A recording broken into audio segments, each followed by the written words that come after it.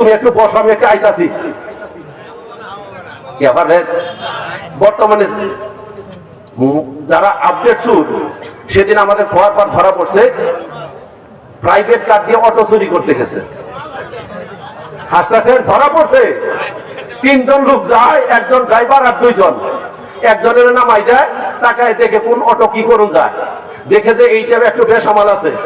2 জন আইসা বললো, একজনের নামাই দিল, ওই অটো নিয়ে আইসা বলে। দেখছেন ডিজিটাল সুর, দেখছেন খরাবার সেদিন ধরা পড়ছে। আচ্ছা বলেন তো দেখি, এখন শেরপুরে একটা মোবাইলের দোকানে চুরি হয়েছিল, সিসি ক্যামেরা ছিল, সিসি ক্যামেরা তার ডাকাইতে আর ধরতে পারে নাই। আচ্ছা এবার বলেন তো, আমি আপনি যে কাজটা করতে গেছি, সিসি ক্যামেরা তার ডাকাইতে দেন তো, দিয়ে ক্ষমতা কার আছে? পারবেন? তাহলে আল্লাহর সিসি ক্যামেরা এমন ক্যামেরা 24 আওয়ার চলে, ঘুমাইলেও চলে, জাগ্রতও চলে, যে কোনো সময় চলে, বন্ধ নাই। আপনি যাই কিছু করেন সবকিছু আছে আছে। 2 নম্বর দেখেন, মানুষ মুখের কথা কম বিশ্বাস করে, কাগজে লিখলে ওটা বিশ্বাস বেশি করে। একটা দোকানে ডিট করছেন মুখে মুখে, এটির দাম বেশি না 500 টাকার স্ট্যাম্পে একটা ডিট করছেন, কোনটার দাম বেশি? লেখাটার দাম বেশি। আল্লাহ কয় তুই এটাও করবি, এই জন্য সব আমি লেখতাছি, বলেন সুবহানাল্লাহ। وكل إنسان ألزمناه طائره في عنقه ونخرج له يوم القيامة كتابا يلقاه منشورا। الله أكبر বলেন।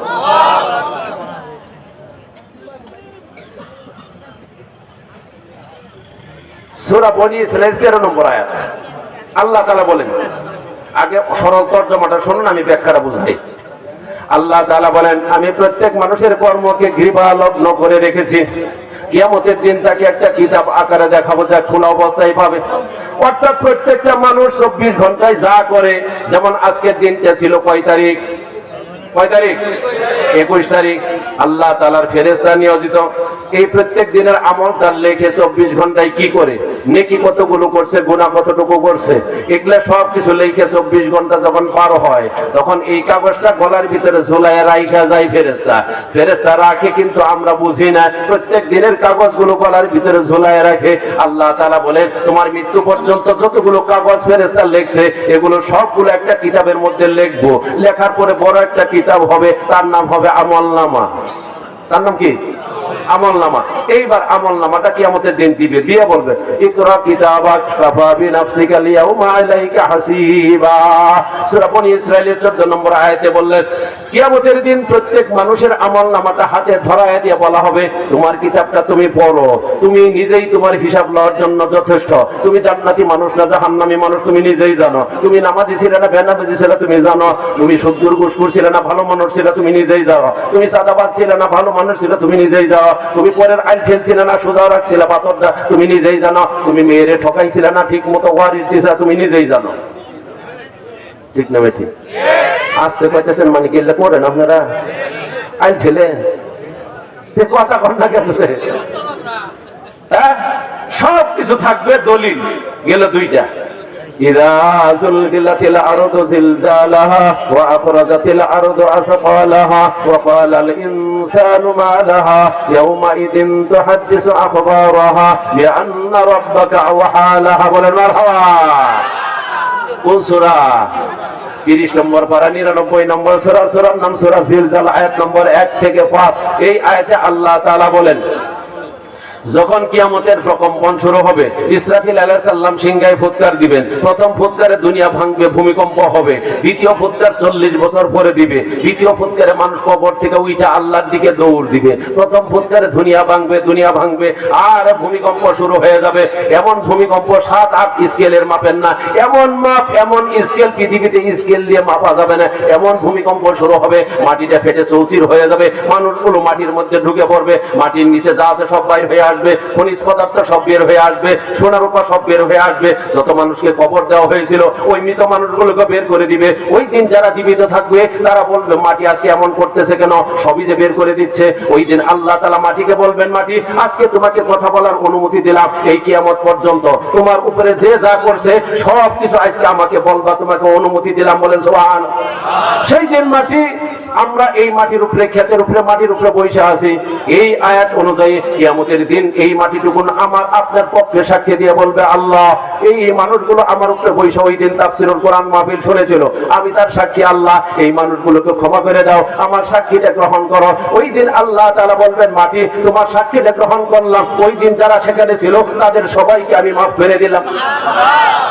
সেই জায়গায় বসে আপনি কোরআন তেলাওয়াত করবেন, ওই মাটিটুকু আপনার পক্ষে সাক্ষী দিবে। যেখানে সিজদা দিবেন মাটি সাক্ষী দিবে, যেখানে দাঁড়াইয়া সালাম দিবেন সেইটা সাক্ষী দিবে। আবার কোন জায়গায় দাঁড়ায় মিথ্যা বলছেন এটা বিপক্ষে সাক্ষী দিবে না কেন?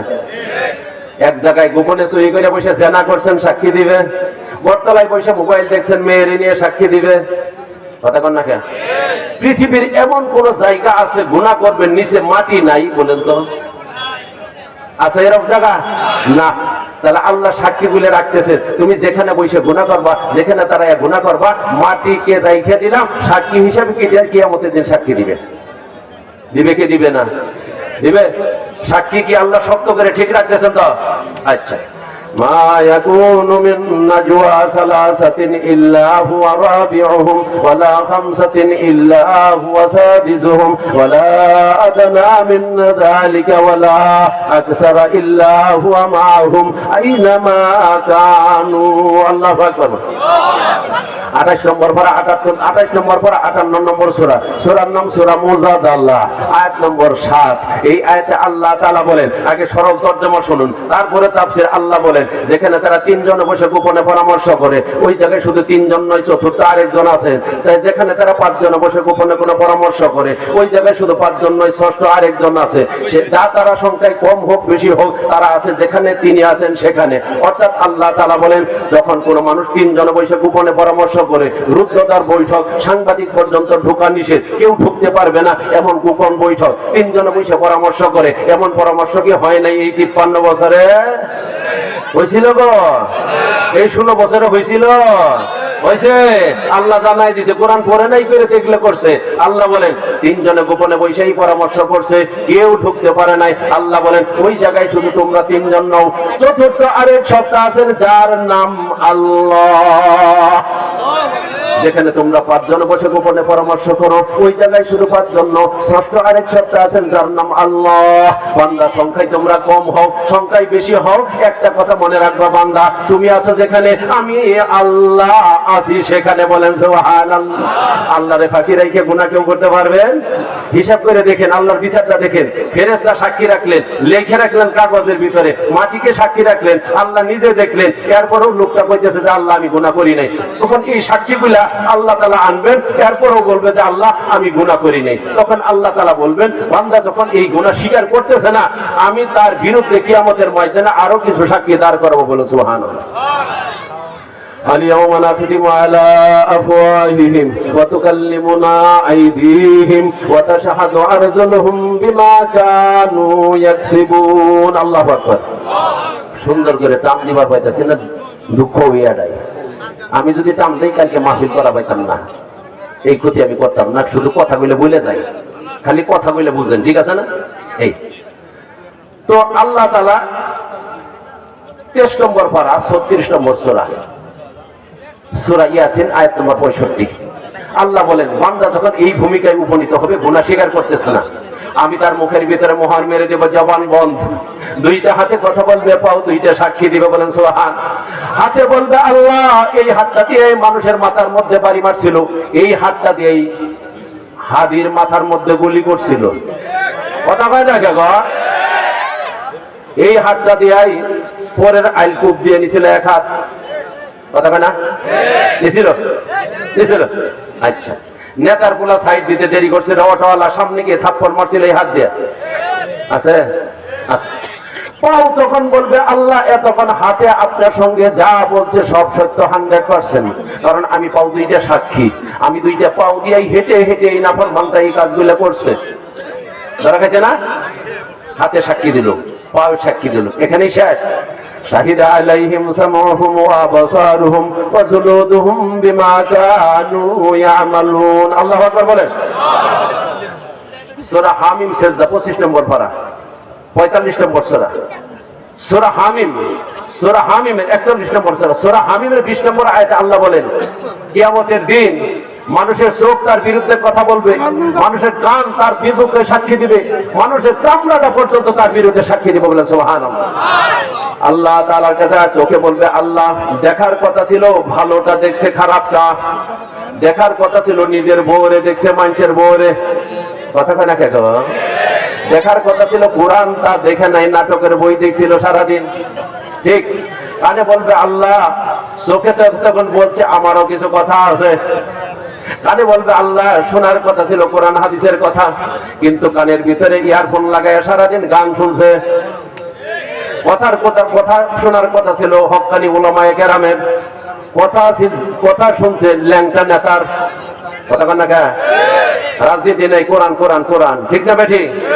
চামড়াটা বলবে আল্লাহ এই সুন্দর চামড়াটা দিয়েছিল, এই চামড়াটা দিয়ে নিজের বউয়ের পিঠের মধ্যে হাত দেওয়ার কথা ছিল, কিন্তু না দিয়া মাসের 29 দিন অন্য মহিলার পিঠের ভিতরে হাত দিয়া 5 স্টার হোটেলে কাটাইছিল। আমি তার সাক্ষী। ধরা খাইছে কি খাই নাই? বলে খাইছে।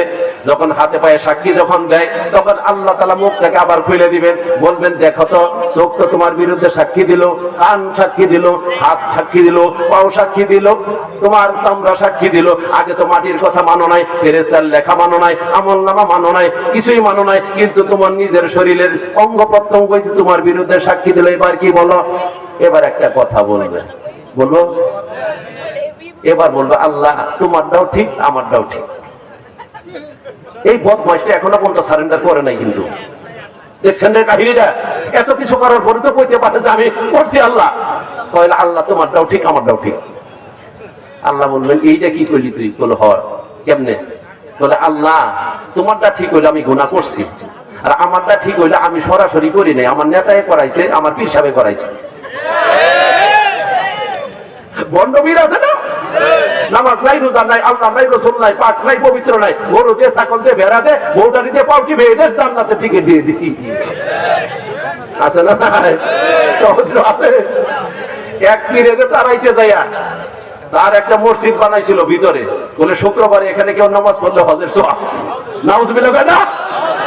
তার এক বিল্ডিং থেকে আরেক বিল্ডিং একটা রেলিং বানাইছিল, আর কি সিঁড়ি বানাইছিল, বলছে এইটা হলো পুলসিরাত, এটা পার হইলে পুলসিরাত পার। দেখছেন কাহিনী? এইটার সাথে যুদ্ধ করতে যায় প্রথম সারিতে ছিলাম আমি। বক্তব্যের দিকে বলছিলাম এই শয়তানদারে এখান থেকে সরাইতে হবে, এর যত জায়গা জমি আছে সবের মধ্যে মসজিদ, মাদ্রাসা, এতিমখানা, হাসপাতাল, স্কুল, কলেজ হবে। কথা ঠিক? তবে আরেকটা কথা বলে যায়, যেই ঘরের ভিতরে বদমাইশটা থাকছে ওই ঘরটা হবে গণ শৌচাগার। যেমন আবু জেহেলের বাড়িতে হাজিরা হাগে আর মুতে, এর বাড়িতেও হাগবো আর মুতু। কিছুদিন পরে যখন সব ভাঙ্গের চুরমার করে ফেলাই না, এক লোকে কয় গেলে আমার দোষে পায়খানা, আমি আর কোনো পথ পাই নাই, জায়গা পাই নাই, ওই জায়গাতে যে হাগিয়ে ধোয়াইছে, ওই দিন মনে হয়েছে হুজুরের কথা আল্লাহ কবুল করছিল। তাহলে ওই দিন কি করলে? বলে আল্লাহ তোমারটাও ঠিক আমারটাও ঠিক, তুমি কইছো গুনাহ করছি, আসলে করছি, আমারটাও ঠিক, আমারে নেতা করাইছে আর ওই বড়রা করাইছে আমারে। ঠিক আছে না? আচ্ছা এই কথাটা আমার কথা না, আল্লাহর কথা। দলিল আছে না নাই? এই পর্যন্ত আমি দলিল ছাড়া কোনো কথা বলছি বলেন? وقالوا ربنا إنا أطعنا سادتنا وكبراءنا فأضلونا السبيل ربنا آتهم ضعفين من العذاب والعنهم لعنا كبيرا। الله أكبر বলেন। আরে 22 নম্বর পারা 33 নম্বর সূরা, সূরার নাম সূরা আহজাব, আয়াত নম্বর 67, 68, 67, 68। এই আয়াতের ভিতরে আল্লাহ তাআলা বলেন ওই দিন তারা বলবে আল্লাহ আমি তো গুনাহ নিজে করি নাই, আমাকে পথভ্রষ্ট করছে আমার নেতা, আমাকে পথভ্রষ্ট করছে বড়রা, তাদের কথাই মানছিলাম, তারাই আমাদেরকে পথভ্রষ্ট করছিল, জান্নাতের রাস্তা ধরতে দেয় নাই, কোরআনের পথ অবলম্বন করতে দেয় নাই, আমাদেরকে ভুল পথে তারা নিয়ে গেছিল। আল্লাহ তাদের কাছে দ্বিগুণ শাস্তি দেন আর দ্বিগুণ অপমানিত করুন। আল্লাহ তাআলা বলবেন তখন কথাটা মানলাম, নেতারে দ্বিগুণ শাস্তি দিব। যেই নেতা কোরআনের দিকে ডাকে না, কোরআনের বিপক্ষে ডাকে, যেই নেতা বলে শরিয়া চলবে না, যেই নেতা বলে মানুষের আইন লাগবো, ওই নেতার ওই দিন ধরবে। আল্লাহ আল্লাহ বলবেন এমন নেতা যারা কোরআন থেকে মানুষের দূরে সরাই দিছে, ইসলাম থেকে দূরে সরাই দিছে, আল্লাহ রাসূল থেকে দূরে সরাই দিছে, ওই নেতা তোর কথা মতো দ্বিগুণ শাস্তি দ্বিগুণ অপমান করব, কিন্তু তোরেও যে দ্বিগুণ দিব। কারণ ওই নেতার কথা শুনলি কেন? আলেম ওলামারা কোরআন দিয়ে দলিল দিয়ে কথা কইছে, মানুষ নাই, আর নেতারা ডাক মারছে কইছে ওর বাড়ির মধ্যে 3টা বোমা মারবি, ওর ঘর থেকে সারাদিন যে ইনকাম করছে নিয়ে পড়বি, ওর মেয়ের ঘর থেকে বাইর করে নিয়ে যাবি কেন? এইটা মানছিলি কেন? এই জন্য তো বড় দ্বিগুণ শাস্তি। উপায় আছে? বাঁচার পথ আছে? নেতাগিরি ওই দিন থাকবো? ফেরেশতা কো একটা থাপড়া মেরে সাফার দাঁত 32টা ফেলাই দিবে। হ্যাঁ রে, যা করছো করছরি, ক্ষমতা দিয়েছিলাম ধরি নাই। আজকে আল্লাহ কইছে ফেরেশতারা যা পাবি ধরবি মারবি, হিসাব কত? ফেরেশতা কই রেডি আছে। ঠিক আছে, ঠিক আছে। আচ্ছা, এবার সব শেষ হওয়ার পরে আল্লাহ বলবেন তার সাথে কথাবার্তা আমার শেষ, ফেরেশতা এরে ধর জাহান্নামে ফালা। জাহান্নামে নিয়ে যাবে, একবার দরজা দাঁড়ায় আছে, এই সম্মতি ফেরেশতারা কবে আগে ধাক্কা মারো না, একটা কথা আছে। দেখছেন এটা কাহিনী? সুবহানাল্লাহ। আল্লাহ বলবেন ফেরেশতা কি কবাসা শুনো তো দেখি। আল্লাহ ওই কথাটা কোরআনে তুলে দিলেন, বলে সুবহানাল্লাহ। ওই দিন গেট থেকে পড়ার আগে যে একটা কথা বলবো ওইটাও কোরআনে তুললেন, বলে সুবহানাল্লাহ। ولو ترى إذ المجرمون ناكسوا رؤوسهم عند ربهم ربنا أبصرنا وسمعنا فارجعنا نعمل صالحا إنا موقنون। الله أكبر। সূরা সিজদা আয়াত নম্বর 12। আল্লাহ তাআলা বলেন, নবী আপনি যদি দেখতেন নবী গো, সেই দিন যারা কাফের বেঈমান অপরাধী জাহান্নামে যাবে, কোরআন সুন্নাহর বিপরীতে চলছিল, যখন ফেরেশতারা তাদেরকে জাহান্নামের দরজায় পৌঁছায়া দিবে, তখন মাথাটা নিচু করে বলবে আল্লাহ দেখলাম শুনলাম, দেখলাম শুনলাম, পরকালের বিচার দেখলাম, ফেরেশতা দেখলাম, জান্নাত দেখলাম, জাহান্নাম দেখলাম, সবই দেখলাম, ঈমান একেবারে পাক্কা পাক্কা হয়ে গেছে, এবার আর অবিশ্বাসী নয়, ঈমানের ব্যাপারে আর কোনো দুর্বলতা নাই, একবারে 100% ঈমানদার হয়ে গেছি। আল্লাহ আমাকে একবারের জন্য প্রোগ্রাম পাঠায়া দাও। এবার গিয়ে ভালো ভালো কাজ করবো, খারাপ কাজ করতাম না, ভালো ভালো কাম করবো। কেরা কেরা আবার হবেন হাত তুলে? সুযোগ আছে? আল্লাহ বলবেন দরখাস্ত মঞ্জুর হইল না, না মঞ্জুর। ইউরাফুল মুজরিমুনা বিসীমাহুম ফায়ুখাযু বিন নাওয়াসি ওয়াল আকদাম। ধরো মাথার চুলটা ধরো আর পায়ের টাকনোটা ধরো, জাহান্নামে নিক্ষেপ করো। ফেরেশতারা ফালায়া দিবে, জাহান্নামে পড়তে থাকবে। তোলাই পড়তে কমপক্ষে 70 বছর সময় লাগবে। কয় বছর? কমপক্ষে 70 বছর লাগবে শুধু তোলাতে পড়তে। এখন কত দূরে আছে চিন্তা করে দেখুন। জাহান্নামের ভিতরে পড়ে যাবে, শত শত হাজার হাজার বছর জাহান্নামের আগুনে পড়তে থাকবে।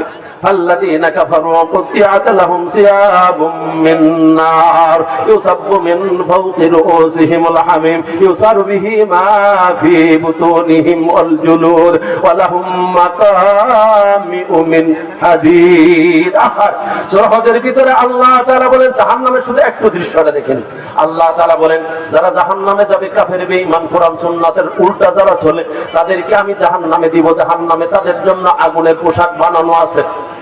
জাহান্নামে তাদের জন্য আগুনের পোশাক আছে, আগুনের গেঞ্জি, আগুনের মাফলার, আগুনের শার্ট, আগুনের প্যান্ট, আগুনের জামা আছে, আগুনের মোজা আছে। ফেরেশতারা বলবে এটাই তোমাদের পোশাক। যারা জান্নাতে গেছে জান্নাতের আরামদায়ক পোশাক তারা পরবে, আর তোমরা জাহান্নামে আসছো কোরআন সুন্নাহর উল্টা পথে যাইলা, তোমাদের পোশাক এই পোশাকই জাহান্নামীদের জন্য। ফেরেশতা বলবে পরো, তারা বলবে পরবো না, পরা তো যাবে না। ফেরেশতা জোর করে যেই মাত্র পরায়া দিবে, যেই মাত্র আগুনের পোশাকটা পরায়া দিবে, প্রত্যেকটা জাহান্নামীর হাড্ডি থেকে চামড়াটার গোশতটা আলাদা হয়ে যাবে। একটা লাফ মারবে, আরেক ফেরেশতা বলবে লাফ দিয়ে কোনো লাভ নাই, দুনিয়াতে অনেক লাফালাফি করছো, কোরআনের বিরুদ্ধে, রসুলের বিরুদ্ধে, কোরআনের পক্ষে চলস নাই, রসুলের পথে চলস নাই, আদর্শ দিয়া মানুষ নাই নিজেরে, সেই দিন লাফালাফি করছো দুনিয়াতে অন্যায় ভাবে, আজকে লাভ দিয়ে কোনো লাভ হবে না। ইউসাব্বু মিন ফাওকি রুউসিহিমুল হামিম, আরেকটা ফেরেশতা জাহান্নামের ফুটন্ত পানি তার মাথার ভিতরে ঢেলে দিবে, যেই মাত্র জাহান্নামের উত্তপ্ত পানি ঢেলে দেবে, ইউসারু বিহি মা ফি বুতুনিহিম ওয়াল জুলুদ, চামড়াটা ছিঁড়ে যাবে, চামড়াটা গলে যাবে, চামড়িটা ছিদ্র হয়ে যাবে, মগজটা গলে যাবে, মগজ আর নারী বুড়ি সবকিছু পায়খানা রাস্তা দিয়ে বের হবে গলে, তার নাম হচ্ছে জাহান্নাম। এই অবস্থায় টিকতে পারবে না। আল্লাহ তাআলা আরো বলেন, ইন্না জাহান্নামা কানাত মিরসাদাল লিত-তাগিনা মাআবা লাবিদিনা ফিহা আহকাবা লা ইয়াযুকুনা ফিহা বারদান ওয়ালা শারাবা ইল্লা হাবিবান ওয়া গাসসাকা। মক্কা মদিনার ইমামেরা যখন এই আয়াতটা তেলাওয়াত করে, ইল্লা হাবিবান ওয়া গাসসাকা ইল্লা হাবিবান ওয়া গাসসাকা জাযাআউ বিফাকা, জাহান্নামের ভিতরে মানুষকে ঠান্ডা পানিও দেওয়া হবে না, কোন শীতল জিনিসও দেওয়া হবে না, দেওয়া হবে গরম পানি আর পূজার রক্ত। এই আয়াতটা যখন মক্কা মদিনার ইমামেরা পড়তে থেকে আরব দেশের লোকেরা চোখের পানি এমনি দর দর দর দর পড়ে, কারণ তারা জানে আরবির অর্থ বুঝে, আমরা বুঝি না, তারা বুঝে। এই জন্য এই আয়াত এই সূরা যখন আসে, মুসল্লির চোখ দেয়া আর ইমাম সাহেবের চোখ দিয়ে পানি